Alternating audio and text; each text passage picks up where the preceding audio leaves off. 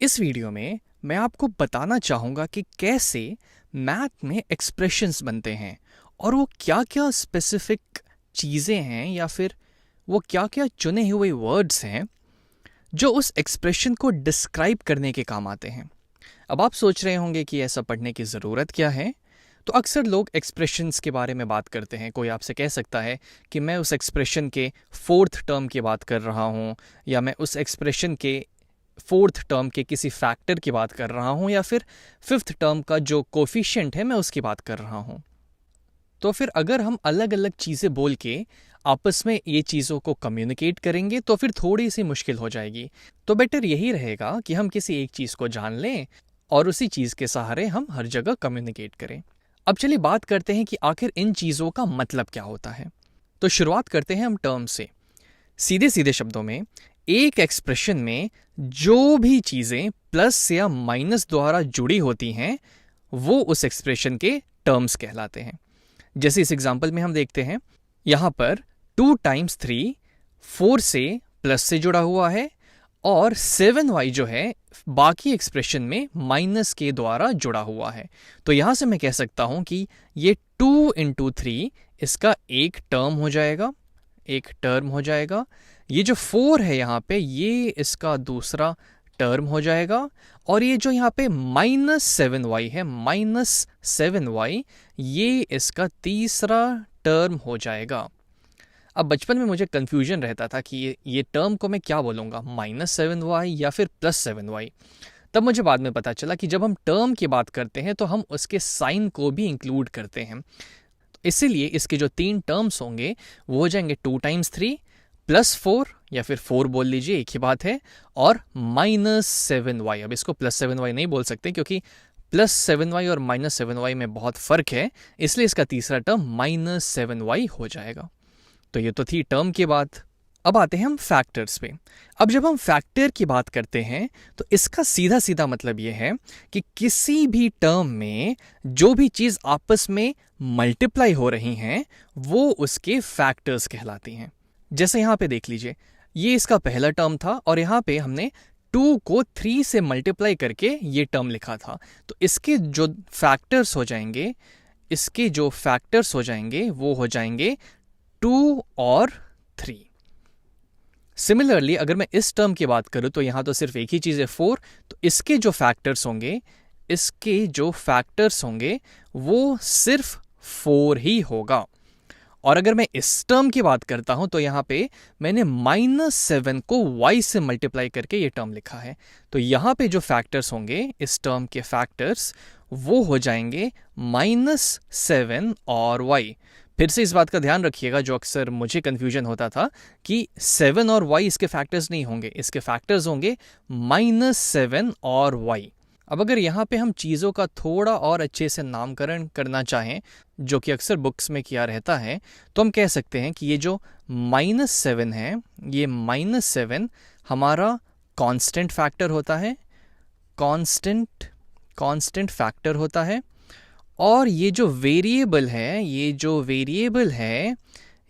हमारा variable factor होता है, वेरिएबल फैक्टर होता है।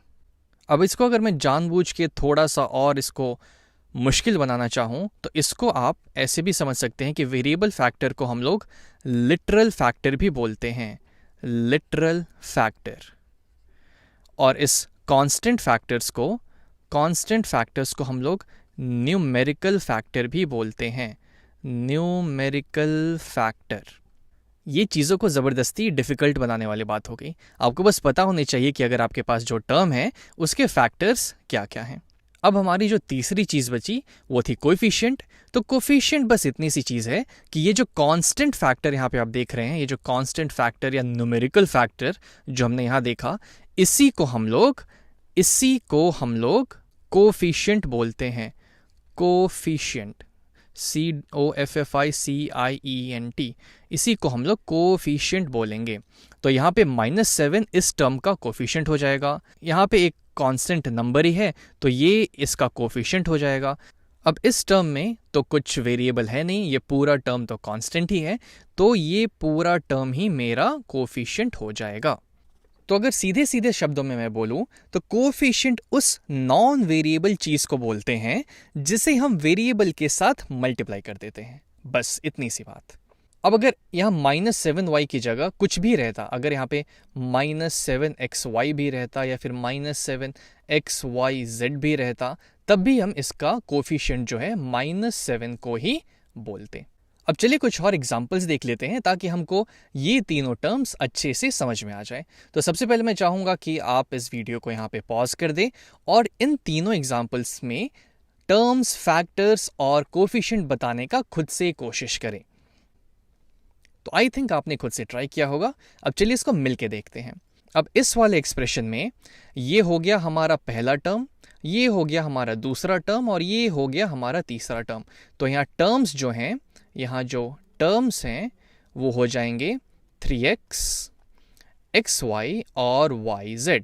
ये हमारे टर्म्स हो जाएंगे क्योंकि ये तीनों आपस में प्लस साइन से जुड़े हुए हैं। अब बात करें फैक्टर्स की, तो पहले टर्म का फैक्टर्स क्या क्या है? 3 और x, दूसरे टर्म का फैक्टर हो जाएगा x और y, और ये तीसरे टर्म का फैक्टर हो जाएगा y और z, क्योंकि y और z को आपने मल्टीप्लाई करके ये टर्म बनाया है, x और y को मल्टीप्लाई करके आपने ये टर्म बनाया है, और 3 और x को मल्टीप्लाई करके ये टर्म बनाया है।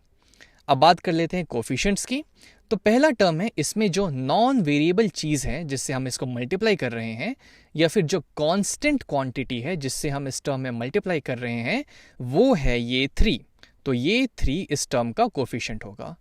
अब आप बोलेंगे इस टर्म में तो कुछ कांस्टेंट है ही नहीं, तो यहाँ पे तो कुछ कोएफिशिएंट होना ही नहीं चाहिए।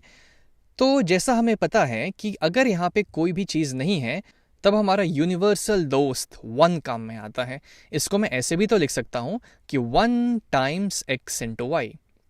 कुछ डिफरेंस नहीं आएगा, ये तो सेम ही चीज़ रह जाएगी। तो 1 इसका कोएफिशिएंट हो जाएगा। सिमिलरली यहाँ पे अगर यहाँ पे कोई कोएफिशिएंट आपको नहीं दिख रहा है तो मैं इसको ऐसे लिख सकता हूँ कि 1 टाइम्स y इंटू जेड, तो 1 इसका कोएफिशिएंट बन जाएगा। अब अगर यहाँ पे कुछ ऐसा रहता, प्लस वाई जेड के जगह मान लीजिए यहाँ पे होता माइनस वाई जेड, तब इसका कोएफिशिएंट क्या होता? तब इसको हम ऐसे लिख सकते थे -1 टाइम्स वाई टाइम्स जेड। तो -1 जो है इसका कोएफिशिएंट बन जाता। और अब हम अगले एक्सप्रेशन की तरफ बढ़ जाते हैं।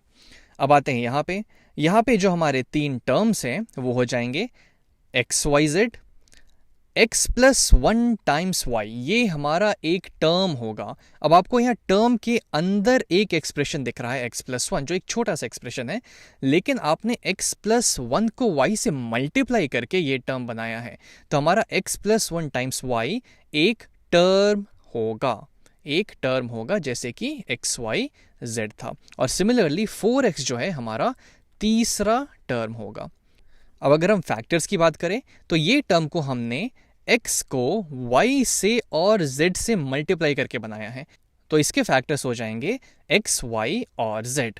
अब इस टर्म को हमने x प्लस 1 को y से मल्टीप्लाई करके बनाया है, तो x प्लस 1 जो ये एक्सप्रेशन है और y, ये दोनों इसके फैक्टर्स हो जाएंगे। हो सकता है आपको थोड़ा सा ऑड लगे कि हम कैसे एक एक्सप्रेशन को मल्टीप्लाई कर रहे हैं यहाँ पे और एक टर्म बना रहे हैं, लेकिन जो हमने पढ़ा है वो तो यही है कि उन सारी चीज़ों को जिससे हम मल्टीप्लाई करके ये टर्म बनाते हैं वो उसके फैक्टर्स होते हैं। तो इसीलिए यहाँ पे x प्लस 1 और y दोनों इसके फैक्टर्स होंगे। और ये तो ठीक है, यहाँ पे 4 और x को हमने मल्टीप्लाई किया तो 4 और x इसके फैक्टर्स होंगे। अब आते हैं कोएफिशिएंट पे, तो यहाँ पे कोई कांस्टेंट फैक्टर हमें नहीं दिख रहा है, तो इसका मतलब है कि यहाँ पे 1 टाइम्स xyz है, तो इसका कोएफिशिएंट हो जाएगा 1। यहाँ पे भी हमें कोई कांस्टेंट फैक्टर नहीं दिख रहा है, तो इसलिए हम इसको 1 times x plus 1 times y लिख सकते हैं, तो इसका भी कोएफिशिएंट हो जाएगा 1। और यहाँ हमारा ये जो 4 है ये कांस्टेंट फैक्टर है, तो इसलिए 4 इसका कोएफिशिएंट हो जाएगा।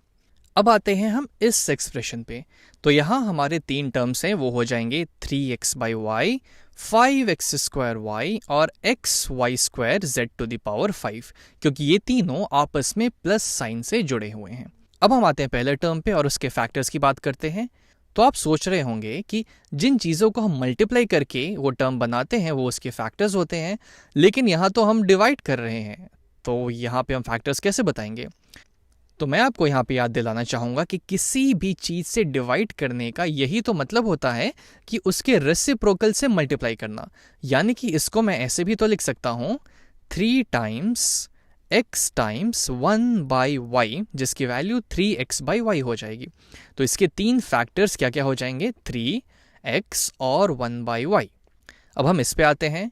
तो ये थोड़ा सा ट्रिकी है, क्योंकि आप कह सकते हैं कि ये तो बना हुआ है 5 टाइम्स x टाइम्स y से, और आप बिल्कुल सही हैं एक्चुअली। तो इसके अकॉर्डिंग इसके 4 फैक्टर्स होने चाहिए। लेकिन कन्वेंशनली, या फिर आज तक हम जो पढ़ते आए हैं, उसमें हम इसको ऐसे समझते हैं कि एक टर्म जिन सारी चीज़ों को मल्टीप्लाई करके बना है वो उसके फैक्टर्स होंगे। इसीलिए x को बेस मान के जो उसका पावर है उसको हम और ज़्यादा नहीं तोड़ेंगे, उसको हम एक ही फैक्टर मान लेंगे। यानी इसके जो फैक्टर्स हैं वो हो जाएंगे 5x² और y, ना कि 5x और y। अब यहाँ पे आए तो सेम उसी लॉजिक के अकॉर्डिंग अगर हम इसके फैक्टर्स की बात करें तो इसके फैक्टर्स हो जाएंगे x, y² और z⁵। अब फाइनली अगर हम इसके कोएफिशिएंट्स की बात करें तो इसका कोएफिशिएंट हो जाएगा 3, इसका कोएफिशिएंट हो जाएगा 5, क्योंकि 5 वो कांस्टेंट चीज़ है जिससे हमने इस पूरे टर्म को बनाया है, और यहाँ पे हमें कोई कांस्टेंट चीज़ नहीं दिख रही है तो हम यहाँ पे into 1 कर सकते हैं। तो इसका कोएफिशिएंट हो जाएगा 1।